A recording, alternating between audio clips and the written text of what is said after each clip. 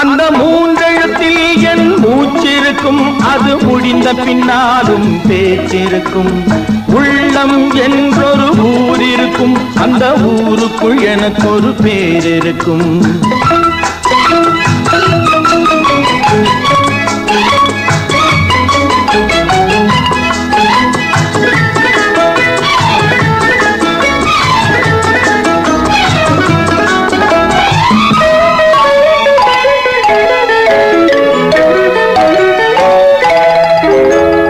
பதவி வரும் போது பணிவு வர வேண்டும், துணிவும் வர வேண்டும் தோழா. பாதை தவறாமல் பண்பு குறையாமல் பழகி வர வேண்டும் தோழா.